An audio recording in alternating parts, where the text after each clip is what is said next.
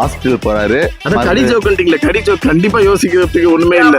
யோசிக்கிறது எதுவுமே இல்லையா? கண்டிப்பா இருக்குது. ஆடியன்ஸுக்கு தெரியும் என்ன இருக்கு அப்படின்னு. சாரி, எனக்கு தெரியாது. நல்லா யோசிச்சு பாருங்க. பயப்படாத. அதாவது உங்க ஃப்ரெண்டு கூட நீங்க வந்து, அதாவது உங்க ஃப்ரெண்டுக்கு உடம்பு சரியில்லை, அவர் ஹாஸ்பிட்டல் போறாரு, மருந்து மாத்திரை வாங்குறாரு, வாங்கிட்டு வீட்டுக்கு வந்து டோரை லாக் பண்ணிட்டு அதுக்கப்புறம் அந்த மருந்து குடிக்காரு. வலைய விரிக்கிறா, வம்பளுக்குறானே, வாயை கொடுத்து வாயில உன்னோட ஊர் வச்சிடக்கூடாதா சாமி? சொன்னீங்க ஃப்ரெண்டு கூட. ஃப்ரெண்டுக்கு உடம்பு சரியில்லை. ஓகே, உங்க ஃப்ரெண்டுக்கு உடம்பு சரியில்லை. ஃப்ரெண்டுக்கு உடம்பு சரியில்லை. ஃப்ரெண்டுக்கு உடம்பு சரியில்லை நினைச்சிருந்தேன். உங்களுக்கு இல்ல, ஃப்ரெண்டுக்கு உடம்பு சரியில்லை.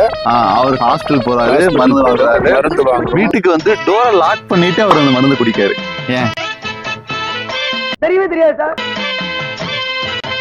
நான் லாஜிஸ்டிக்ல வேலை பாக்குறேன், அதுக்கு நீங்க இவ்வளவு பிரில்லியன்ட்லாம் நினைக்க கூடாது அப்படின்னு சொல்றீங்களா?